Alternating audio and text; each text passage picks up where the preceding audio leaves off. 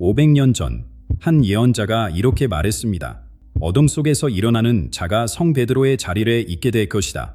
그리고 지금 교황 프란치스코의 갑작스러운 사고 이후 가나 출신의 피터 터켓은 추기경이 차기 교황으로 거론되고 있습니다.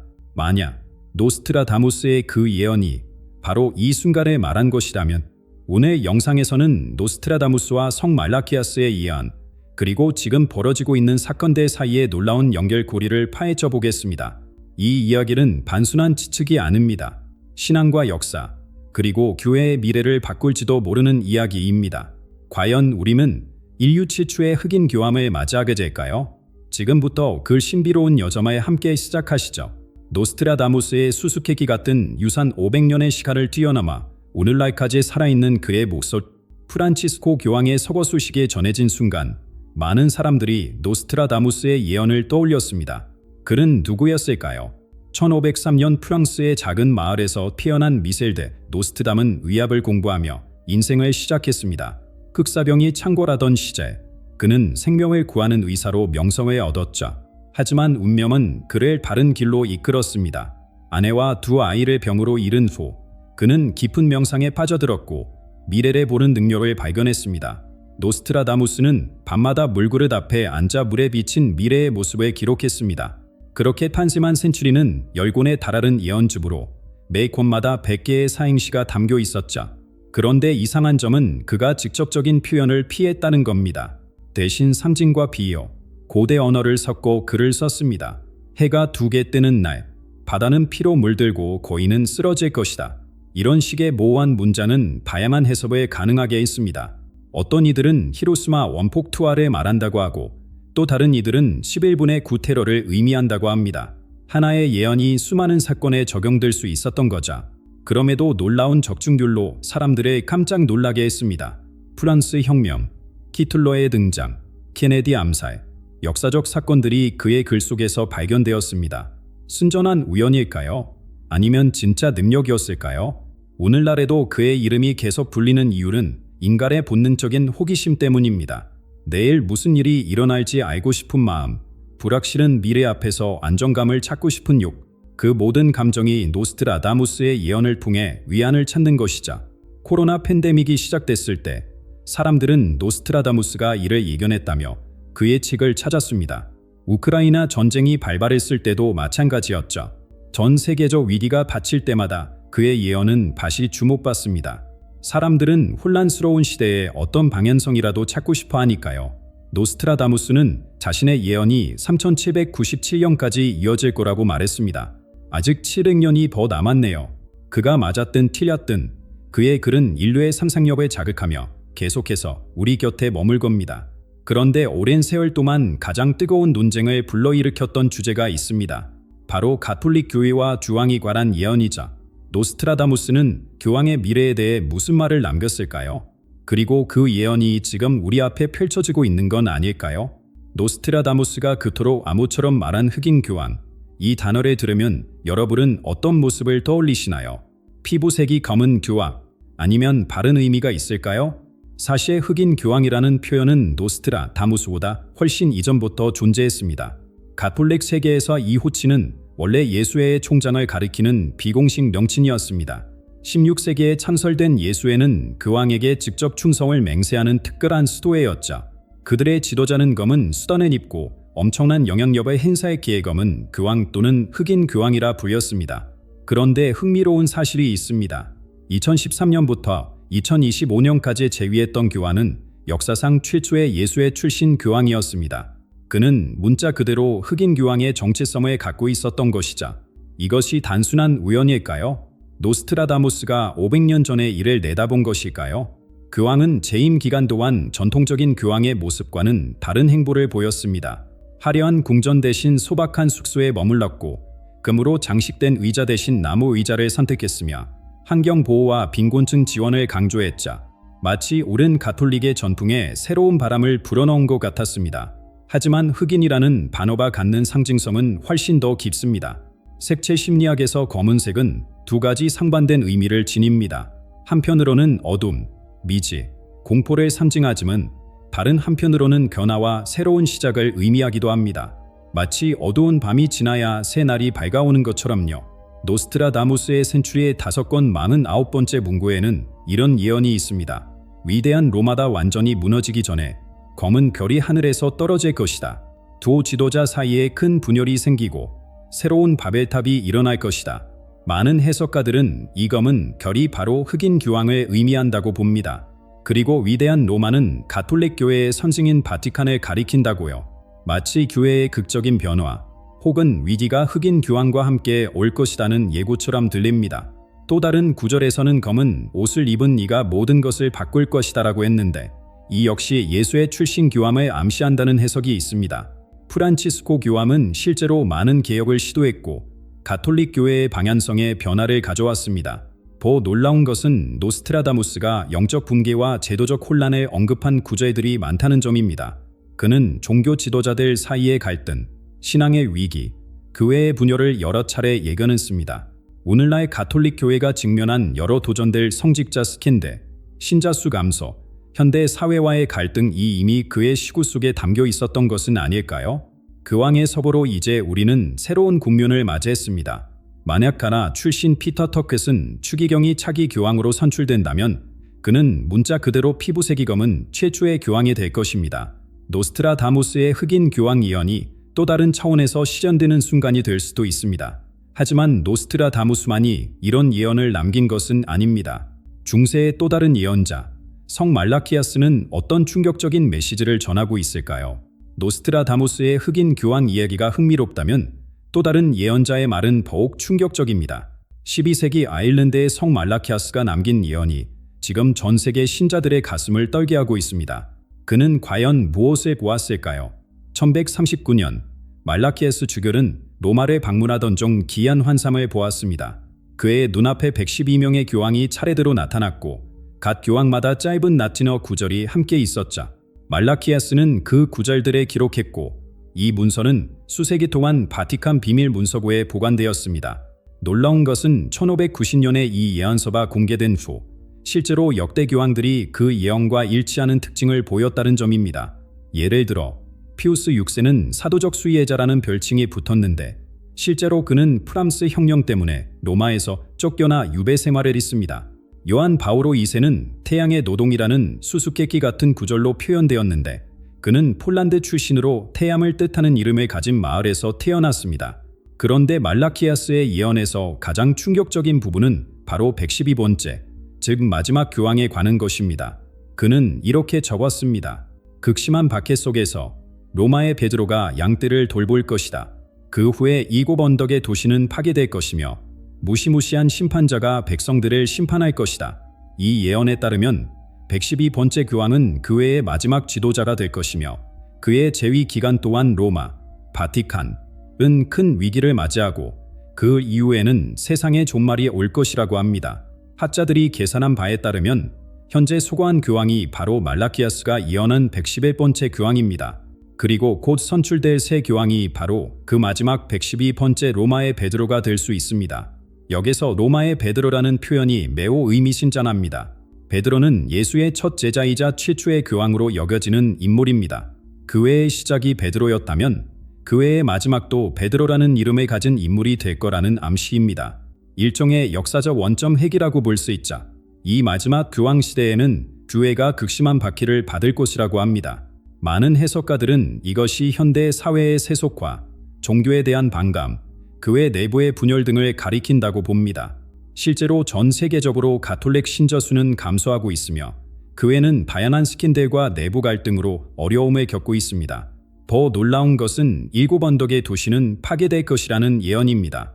로마는 역사적으로 일곱 언덕 위에 세워진 도시로 알려져 있으며 이는 바티칸과 가톨릭 교회의 몰락을 상징한다고 해석됩니다. 일부 학자들은 이것이 물리적 파괴가 아닌 영적, 도덕적 붕괴를 의미한다고 주장하기도 합니다. 마지막으로 가장 불길한 부분은 무시무시한 심판자가 백성들을 심판할 것이라는 문구입니다. 많은 종교학자들은 이것이 예수의 재림과 마지막 심판을 가리킨다고 해석합니다. 즉, 112번째 교황 이후에는 세상의 종말이 올 것이라는 예언인 셈이죠. 성경 연구가들은 여러 숫자적 해석을 통해 2027년이 중요한 해가 될 수 있다고 분석합니다. 성경의 다니엘서와 요한계시록의 예언적 숫자들을 현대 역사에 적용하면 2027년은 어떤 중대한 사건이 일어날 수 있는 해라는 것입니다. 물론 이는 절대적인 것이 아니라 하나의 가능성일 뿐입니다. 지금 우리는 역사의 중대한 전환점에 서 있는지도 모릅니다. 말라키에스의 예언이 실현된다면 우리는 마지막 교황의 시대를 목격하게 될 것입니다. 그리고 그 이후에는 무엇이 오게 될까요? 하지만 말라키아스만이 이런 예언을 남긴 것은 아닙니다. 20세기 초 포르투갈의 작은 마을 파티마에서 어린 목동들에게 나타난 소모 마리아의 예언은 또 다른 차원의 이야기를 들려줍니다. 과연 그 메시지는 무엇이었을까요? 말라키아스 이야기가 등골이 오싹했나요? 파티마의 비밀은 더 충격적입니다. 어린아이들이 본 환상이 왜 그렇게 많은 사람들의 가슴을 떨게 했는지 함께 살펴볼까요? 1917년 포르투갈의 소이마을 파티마, 루시아, 프란시스코, 자신타라는 세목도 아이들이 양을 치다가 갑자기 번쩍이는 빛을 봤어요. 그 빛 속에서 하얀 옷을 입은 예쁜 여인이 나타났자 나는 노사리오의 소모 마리아라고 자신을 소개한 그녀는 6개월 동안 매달 13일에 아이들을 찾아왔어요. 성모님은 아이들에게 3가지 비밀을 알려줬습니다. 첫 번째와 두 번째 비밀은 곧바로 알려졌지만 세 번째 비밀은 오랫동안 숨겨져 있었어요. 루시아 수녀는 그것을 편지에 써서 바티칸에 보냈고 1960년 이후에만 열어볼 것이라는 지시를 남겼자 그런데 바티칸은 그 봉인된 편지를 2000년이 되어서야 공개했어요. 그 내용은 정말 섬뜩했어요. 아이들이 본 환상은 이랬습니다. 하얀 옷을 입은 주교님이 언덕을 올라가고 있었어요. 뒤로는 바른 주교님들과 신부님들 그리고 수녀님들이 따라가고 있었죠.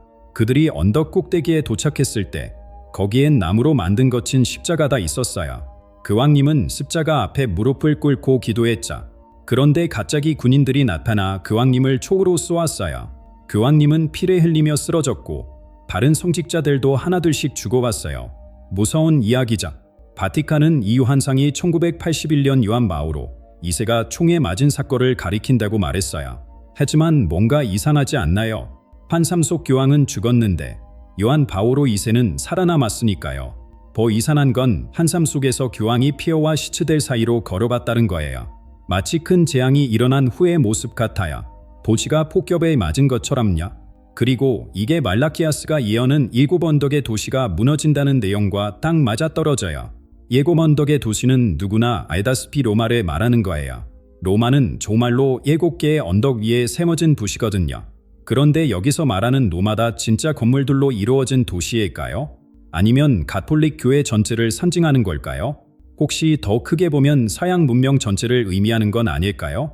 요즘 세상을 보세요.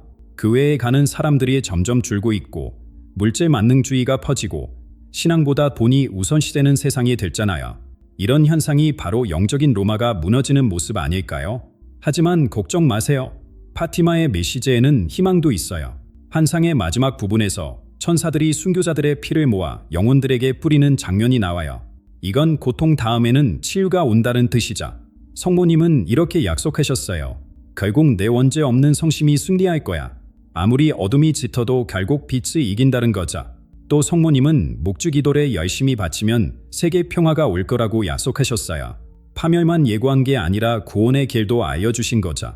재미있는 사실, 요한 바오로 2세는 자기가 살아남은 건 파티마의 성모님이 충활의 방향을 바꾸셨기 때문이라고 굳게 믿었대요.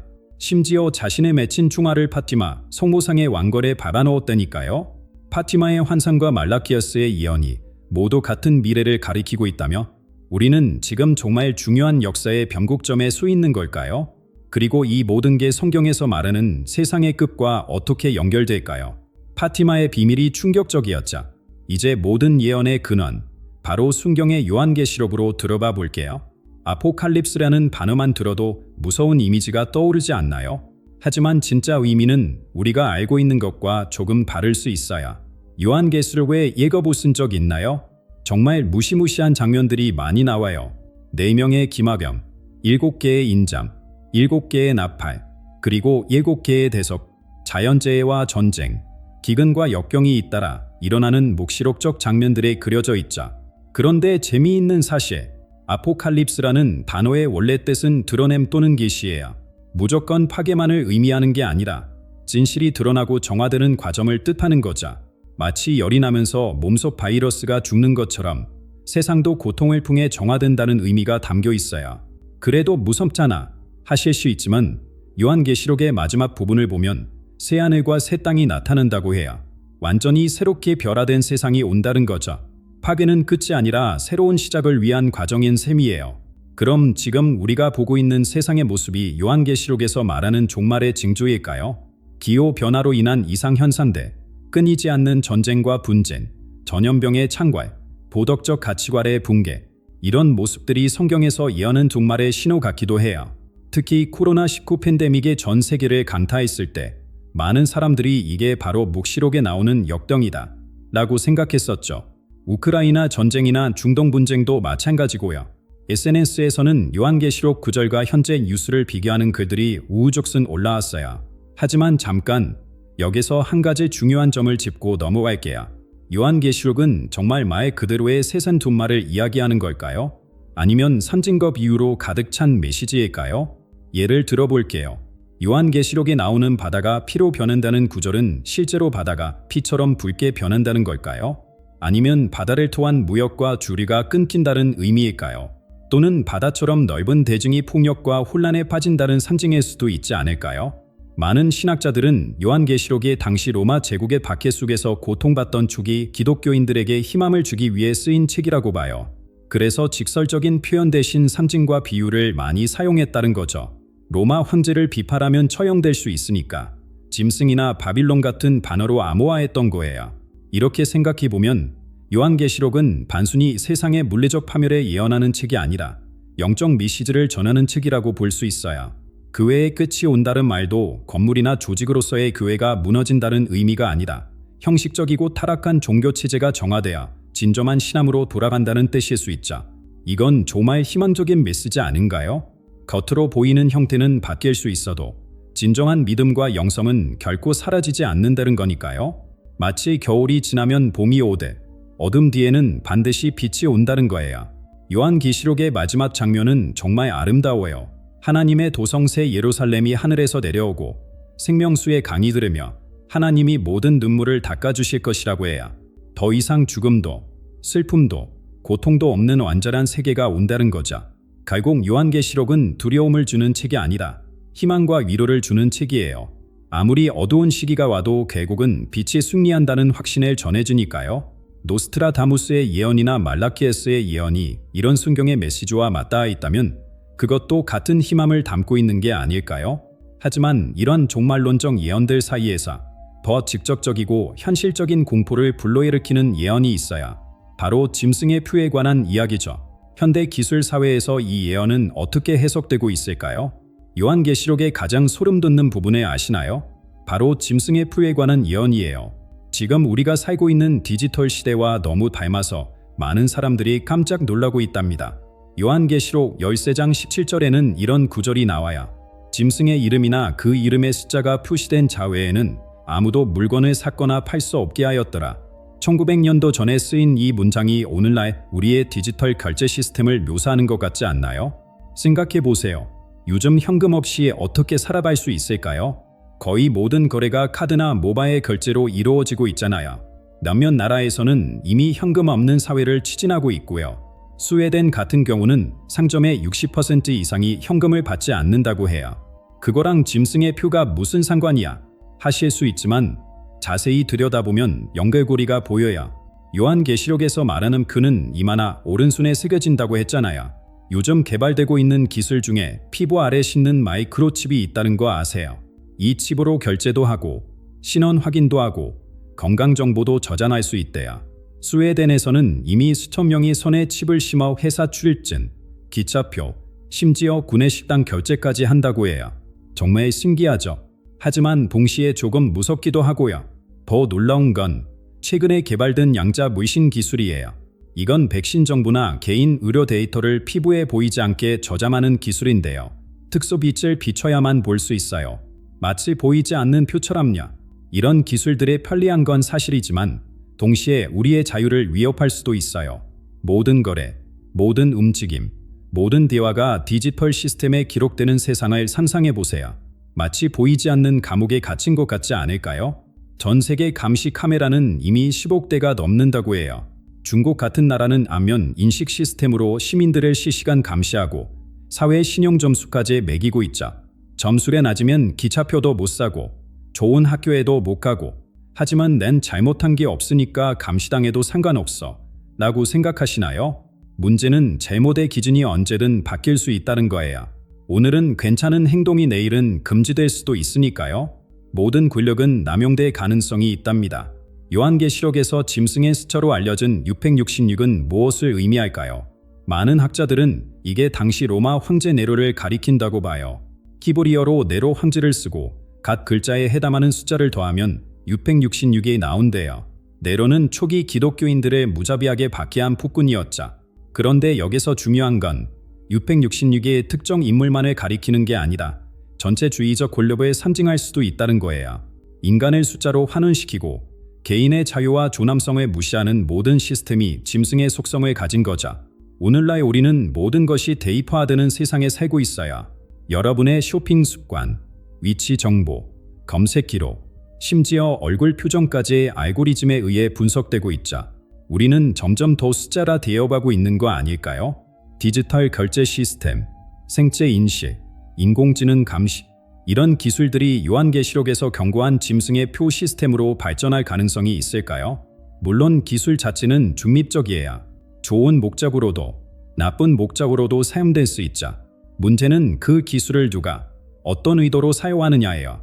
중요한 건 균형이 아닐까 싶어요.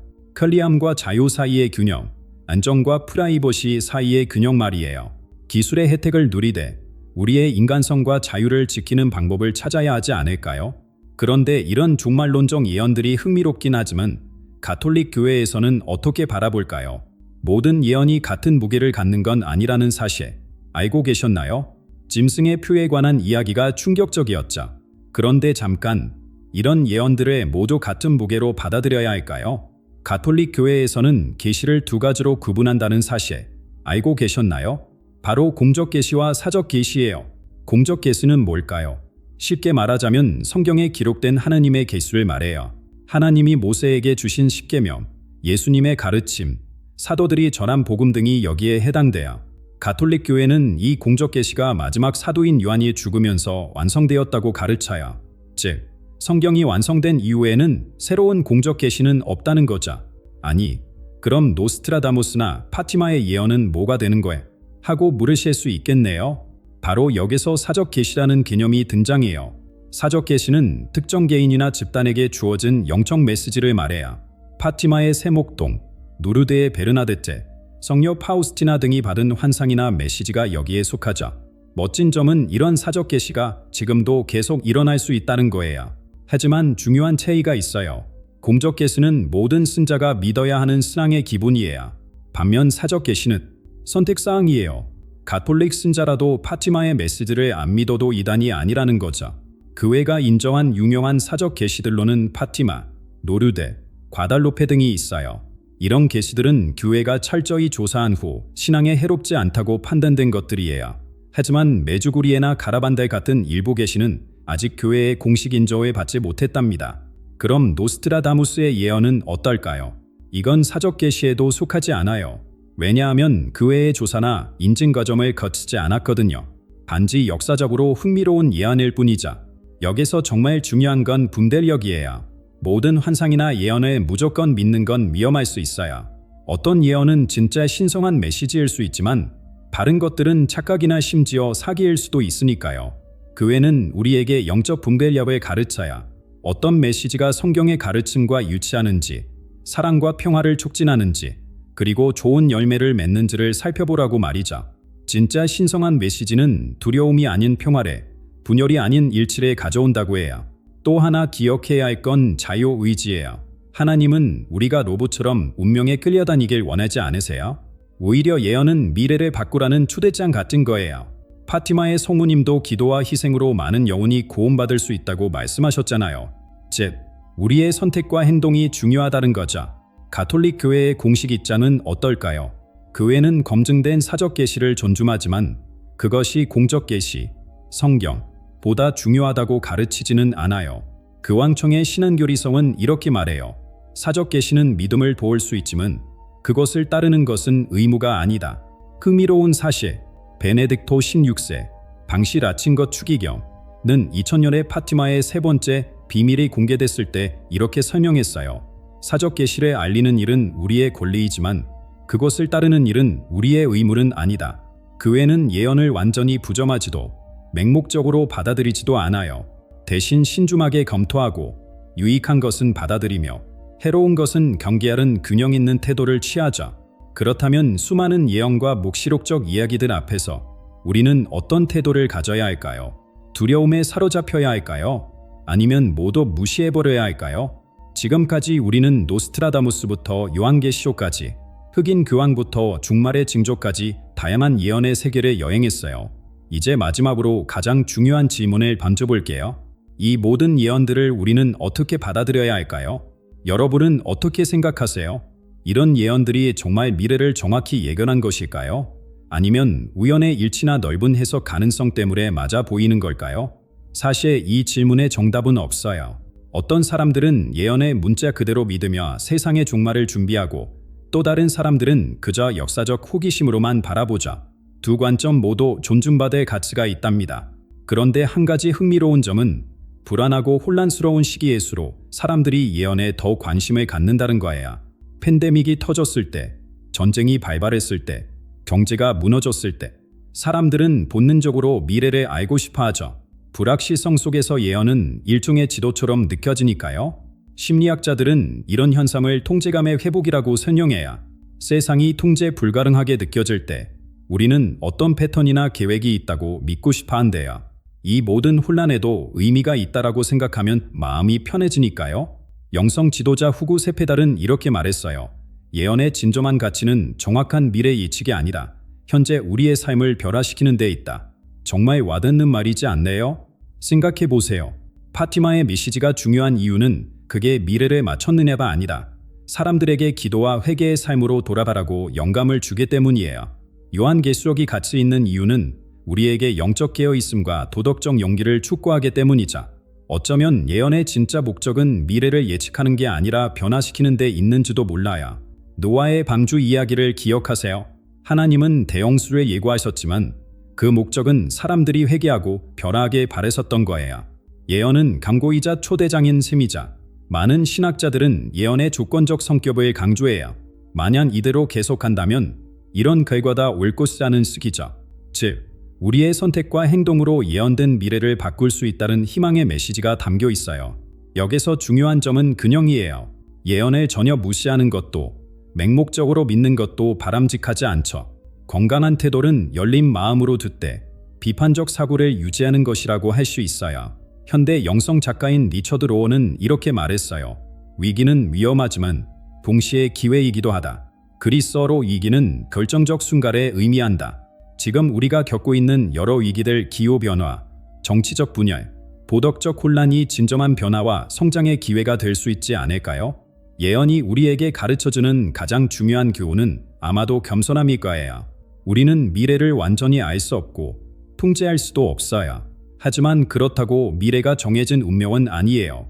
우리의 선택, 우리의 행동, 우리의 믿음이 미래를 만들어 간다는 걸 기억해야 해요. 마지막으로 이런 생각을 나눠보고 싶어요. 흑인 교황에 대한 노스트라다무스의 예언이 지금 실현되고 있을지도 모른다는 건 흥미로운 가능성이에요. 하지만 그보다 더 중요한 건 이 순간 우리가 어떻게 살아가느냐는 거죠. 교황이 누가 될지, 세상의 끝이 언제 올지 궁금해하기보다 오늘 우리가 어떻게 더 사랑하고, 더 용서하고, 더 나은 사람이 될 수 있을지 고민하는 게 더 가치 있지 않을까요? 노스트라다무스의 흑인 교황 예언이 단순히 피부색이 검은 교황을 의미하는 게 아닐 수도 있어요. 어쩌면 그건 영적 어둠의 시기 이후에 찾아오는 새로운 빛을 상징하는 것일 수도 있죠. 모든 밤이 끝나면 새벽이 오되 모든 위기 이후에는 희망이 찾아오니까요. 여러분, 예언을 믿든 안 믿든 한 가지는 확실해요. 미래는 이미 쓰여진 책이 아니라 우리가 함께 써나가는 이야기라는 것, 그 이야기가 희망과 사랑으로 가득하기를 진심으로 바랍니다. 오늘 이 영상을 끝까지 시청해 주셔서 감사합니다. 여러분의 생각도 댓글로 나눠주세요. 다음 영상에서 또 만나요.